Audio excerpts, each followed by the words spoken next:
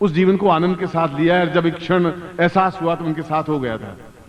और आज भी मेरे जीवन में केवल एक ही सिर झुकता है, तो केवल भगवान के सामने या गुरु के सामने। तीसरे सामने सिर झुकता ही नहीं है और झुकेगा भी नहीं, गारंटी के साथ नहीं झुकेगा, कहीं झुक नहीं सकता। क्योंकि मैं उनकी आज्ञा का सतत पालन करता रहता। उन्होंने कहा गृहस्थ में तुम्हें रहना है, क्योंकि गृहस्थ की समस्याओं को गृहस्थ समझ पाएगा।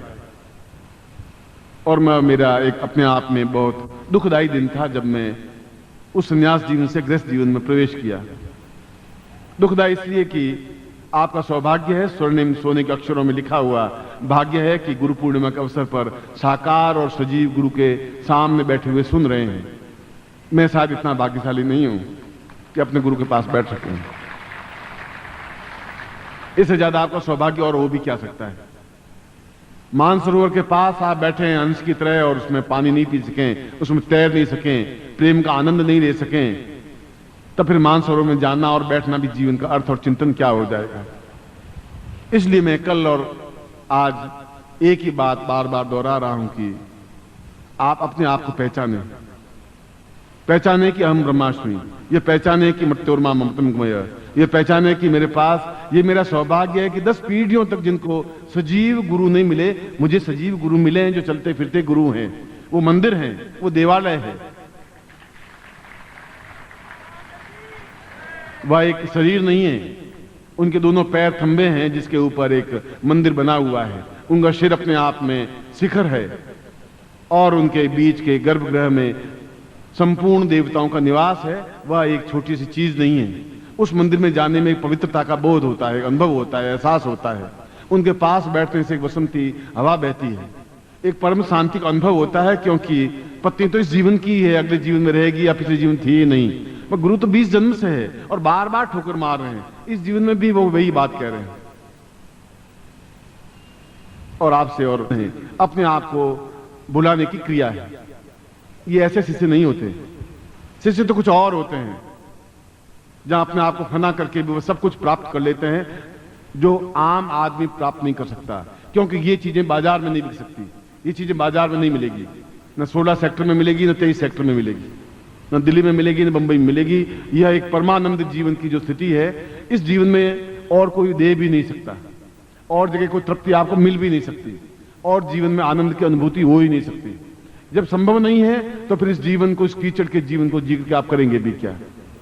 इसके ऊपर 500 साबुन की बट्टियां लगाने के बाद भी जीवन तो, शरीर तो वैसा का वैसा है। इस शरीर तो उतना ही दुर्गंध युक्त है। 4 दिन भी वापस साबुन नहीं लगाएं, दुर्गंध आने लग जाएगी। यह क्या जीवन है। जीवन हो जहां अष्टगंध प्रवहित हो।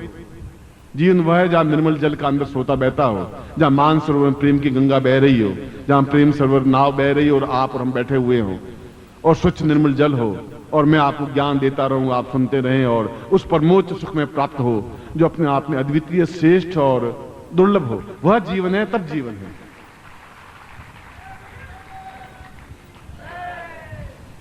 ऐसा ही जीवन, क्योंकि दिन आज का और कल का 2 दिन तो ही, बाकी दिन तो हम घसीटते हैं, फिर हम वापस जीवन में घसीटे जाएंगे। कोई हमें कुछ कहेगा, हम किसी की सुनेंगे, फिर झूठ बोलेंगे, छल करेंगे, और फिर 365 दिन के बाद फिर एक बार मिलेंगे, फिर मैं कुछ कहूंगा। बुद्ध को ठोकर लगी तो उसने 365 दिन इंतजार नहीं किया। पत्नी जवान थी, सुंदर थी, यशोधरा जैसी अद्वितीय सुंदरी थी, राहुल जैसा छोटा बेटा था साल भर का। 1 सेकंड में बाहर निकल गया। यशोधरा ने कहा क्या कर रहे हैं। ठीक कर रहा हूं, अब तो गलत कर रहा था, अब ठीक कर रहा हूं। दासी आके रुक गई, नौकर चाकर आके रुक गए, रोने लग गए। उसने कहा कि कुछ नहीं होगा, मैं देख लिया कि जीवन की गति क्या है, मैं पहचान लिया है। मेरे पास धन दौलत, हीरे जवाहरात सब कुछ है, मगर मैं मान लिया कि ये कंकर पत्थर हैं। इन कंकर पत्थरों से जीवन नहीं चल सकता। मैं हीरे खो रहा हूं और कंकर पत्थर बटोर रहा हूं, और आप कंकर पत्थर बटोर रहे हैं, हीरों को खो रहे हैं। यह और बता देता हूं, ऐसा जीवन नहीं चाहिए। इसलिए मैं आपको इस संसार से पलायन करने की प्रवृत्ति भी नहीं सिखा रहा हूं कि आप भाग जाएं और जंगल में बैठ जाएं। जंगल में तो जंगली जानवर बहुत बैठे हुए हैं, लंगूर बैठे हुए हैं, सांप, बिच्छू, शेर, सियार। वो अपने आप में अमृतोगमय नहीं बन सकते।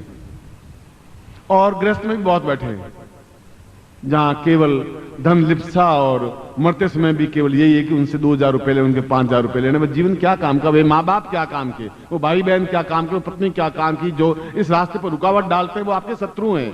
अगर मेरे जीवन में रुकावट डालते हैं वो शत्रु हैं, उस जीवन से कोई मतलब नहीं है।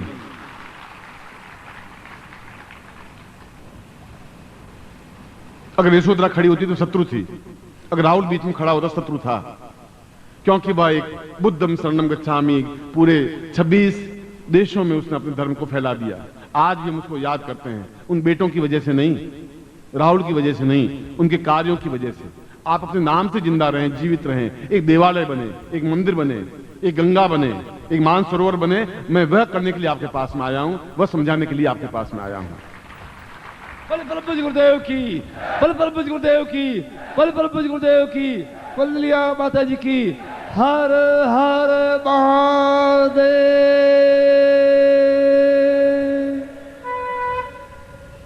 इसीलिए मैं आपको साधनाएं दे रहा हूं, क्योंकि आपके पास इतना समय नहीं है कि आप साल 2 साल बैठ के मंत्र जाप कर सकें।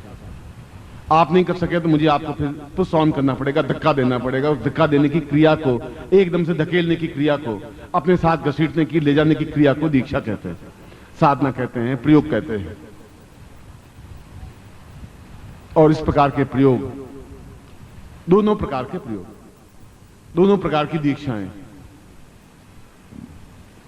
दोनों प्रकार का जीवन मैं भी जी रहा हूं, और जीते हुए भी मैं न गृहस्थ हूं न सन्यासी हूं। मैं गृहस्थ भी हूं और सन्यासी भी हूं, मगर मैं हूं और मैं अपने आप में अकेला हूं, अद्वितीय हूं और पूरे ब्रह्मांड में गतिशील हूं। जो सन्यासी से कहते हैं कि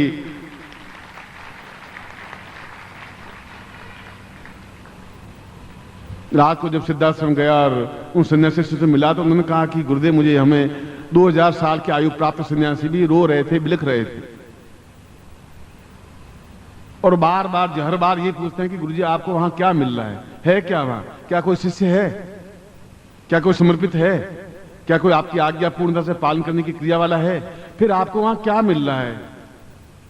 और हमको छोड़ना, हम कौन से पाप हमने जीवन में किए हैं। और मेरे पास कोई उत्तर नहीं है, क्योंकि मैं उनको भी उतना ही प्यार करता हूं, उससे 1000 गुना ज्यादा आपको भी प्यार करता हूं। इसलिए मैं आपके पास कहता हूं।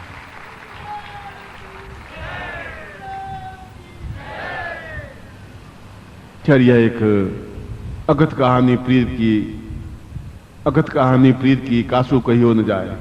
यह तो एक कहानी है जीवन की, गुरुदेव ने आज्ञा दी है, मैं आपके बीच में हूं।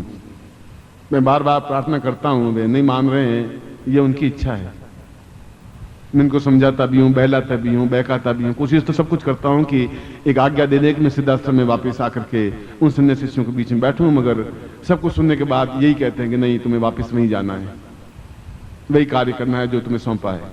और उसके लिए पत्रिका के माध्यम से, अपने कार्यों के माध्यम से, दीक्षाओं के माध्यम से, शिविरों के माध्यम से, यह कि आप जीवन में एक अद्वितीय, आपके समान फिर दूसरा हो, फिर मैंने बनाया ही क्या। आप हैं तो केवल आप हैं, अद्वितीय हैं। शंकराचार्य तो शंकराचार्य हैं, आप हैं तो केवल अकेले आप हैं। ऐसे हजारों लोगों को बनाने की क्रिया है, और वही मैं कर रहा हूं, हर क्षण, हर मिनट, हर सेकंड।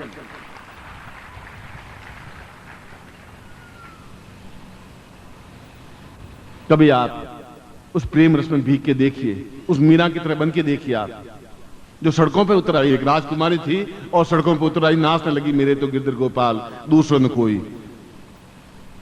सूली ऊपर सहज पिया की किस विधि मिलनो होए। पिया की सहज अपने गुरु को प्राप्त करना तो बहुत कठिन है, जहां सूली है, कांटे हैं, जहां बाधाएं अड़चने हैं, मगर फिर भी वह एक आनंद है। कभी मीरा बन के देखिए, कभी सूर बन के देखिए, कभी तुलसी बन के देखिए, देखिए तो सही शंकराचार्य बन के, और जीवन का आनंद क्या है। कभी बुद्ध बन के देखिए। और उसके लिए मैंने कल भी कहा था कि आप सब कुछ छोड़ेंगे तब सब कुछ पाएंगे। थोड़ा भी आपके हाथ में पकड़ा रहा तो एक जहर की बूंद पेट में चली गई तो वह 10,000 बूंद बनकर आपको मार देगी। थोड़ी भी आपके पास तृष्णा रह गई, इच्छा रह गई, थोड़ी भी आपका स्वार्थ रह गया, लिप्सा रह गई, तो आप कुछ भी नहीं कर सकते, संभव नहीं है। कमल पत्रवत बनना ही पड़ेगा आपको। यह आपके जीवन की, क्योंकि आपका जीवन आपका नहीं है, मेरा है, और ये मेरी धरोहर है, मेरी पूंजी है। उस पूंजी को सुरक्षित सही ढंग से अपने स्थान पे रख देना, ये मेरा कर्तव्य और धर्म है। मगर आपका सहयोग भी, आंसुओं के माध्यम से गुरु के चरणों को नहला देना भी कर्तव्य है, धर्म है। मेरे साथ हो जाना भी धर्म है। यही धर्म है। न हिंदुत्व धर्म है, न मुसलमान धर्म है, न बौद्ध धर्म है, न ईसाई धर्म है, न सिख धर्म है। अपने आप को फना कर देने की क्रिया को धर्म कहते हैं। सधार्यति सधर्म, जो मन में निश्चय कर लिया वह धर्म है।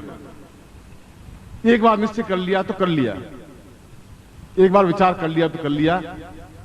ये काम प्लान करके नहीं हो सकता कि 10 साल बाद कर लूंगा, 5 साल बाद कर दूंगा। और मैं कह रहा हूं कि आपको मैं को संन्यास दे नहीं रहा हूं।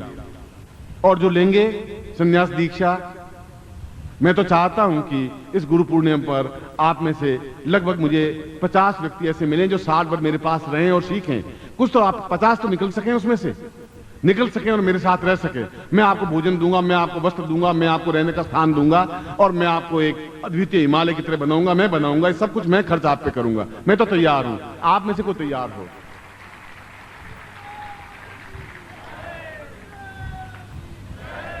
मैं ऐसा नहीं कि आपकी पत्नी बिलखती हो और आपके माँ बाप रोते हो, ऐसा भी आपका जीवन अपने पास नहीं बोलना चाहता।